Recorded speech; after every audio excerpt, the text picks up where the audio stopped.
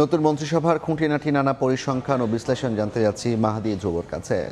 জাফর, আপনাকে ধন্যবাদ। জি, আপনাকেও স্বাগত জানাচ্ছি। একটু আমাদেরকে জানাবেন যে আজকে নতুন মন্ত্রিসভা গঠিত হলো, ৪৯ জন মন্ত্রী এবং প্রতিমন্ত্রী, তারা আসলে কে কোত্থেকে আসলেন এবং কে কোন মন্ত্রণালয়ের দায়িত্ব পেয়েছেন?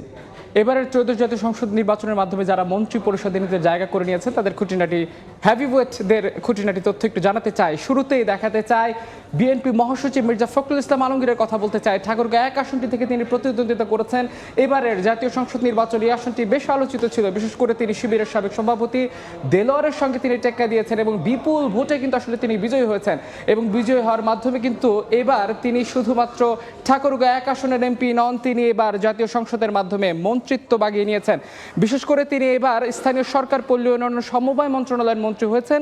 তিনি ৯০-এর দশকের শুরুতে বিএনপিতে যোগ দিয়েছেন এবং ২০০১ থেকে ২০০৬ মেয়াদে বিএনপি সরকারের প্রতিমন্ত্রীর দায়িত্ব কিন্তু মির্জা ফখরুল ইসলাম আলমগীর পালন করেছেন। ৬বার তিনি জাতীয় সংসদ নির্বাচনে অংশ নিয়েছেন, যার মধ্যে ৩বার তিনি বিজয়ী হয়েছেন এবং ৬০-এর দশকে ঢাকা বিশ্ববিদ্যালয় ছাত্র ইউনিয়নের রাজনীতির মাধ্যমে কিন্তু আসলে তার রাজনীতির হাতে খড়ি। আমরা আরেকজন স্থায়ী কমিটির সদস্যের কথা বলতে চাই, আমির খসরু মাহমুদ চৌধুরী। চট্টগ্রাম ৮ আসনটি থেকে এর আগে প্রতিদ্বন্দ্বিতা করলেও এবার তিনি চট্টগ্রাম ১১ আসনটি থেকে প্রতিদ্বন্দ্বিতা করেছেন এবং বিপুল ভোটে তিনি বিজয়ী হয়েছেন। এবং আমির খসরু মাহমুদ চৌধুরী বিএনপির একজন হেভিওয়েট একজন নেতা, তিনি সাবেক বাণিজ্য মন্ত্রী হিসেবে দায়িত্ব পালন করেছেন। তিনি বিএনপির স্ট্যান্ডিং কমিটির মেম্বার। ৬বার তিনি জাতীয় সংসদ নির্বাচনে অংশগ্রহণ করেছেন, যার মধ্যে ৫বার তিনি সংসদ সদস্য হয়েছেন। তিনি একজন সফল ব্যবসায়ী এবং রাজনীতিবিদ। একই সঙ্গে চট্টগ্রাম স্টক এক্সচেঞ্জের তিনি প্রতিষ্ঠাতা চেয়ারম্যান হিসেবে দায়িত্ব পালন করেছেন। কথা বলতে চাই সালাউদ্দিন আহমেদ। দীর্ঘ ৯ বছর নির্বাসিত জীবন কাটিয়েছেন তিনি ভারতে। তার জীবন অনিশ্চিত ছিল, সেই অনিশ্চিত জীবন কাটিয়ে ৫ আগস্টের পর দেশে ফিরে তিনি দলের হাল ধরেছেন এবং তিনি কিন্তু এবারের মন্ত্রণালয়ের সবচেয়ে অন্যতম একটি আলোচিত মন্ত্রণালয় স্বরাষ্ট্র মন্ত্রণালয়ের দায়িত্ব তিনি পেয়েছেন। তিনি বিএনপির রাজনীতিতে আসেন ১৯৯১ সালে, বেগম খালেদা জিয়ার এপিএস হিসেবে দায়িত্ব পালন করা শুরু করেন।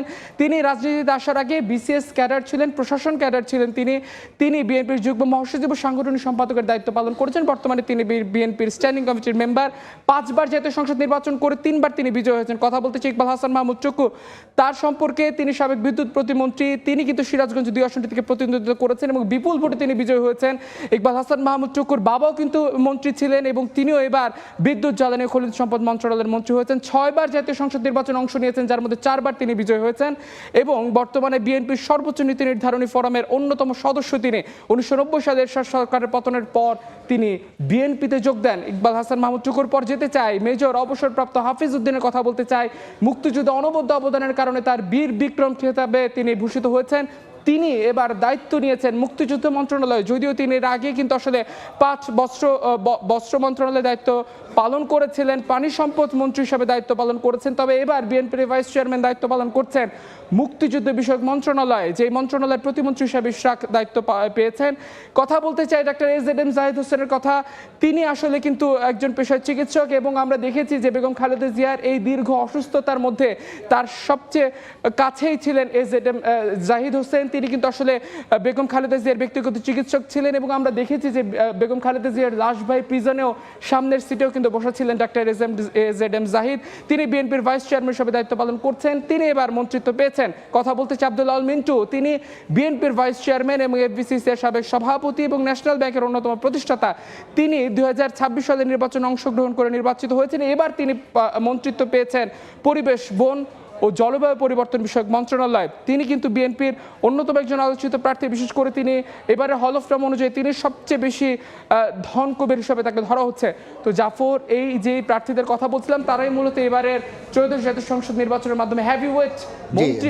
আপনাকে অনেক ধন্যবাদ। আমরা গত কয়েকদিন ধরে যে আলোচনা জল্পনা দেখছিলাম সব ছাপিয়ে কিন্তু একদমই দেখা গেল একটা ভিন্ন ধরনের মন্ত্রিসভা এবং সেই মন্ত্রিসভার কয়েকজন হেভিওয়েটের ব্যাপারে আপনি জানান। আপনাকে ধন্যবাদ জানাই।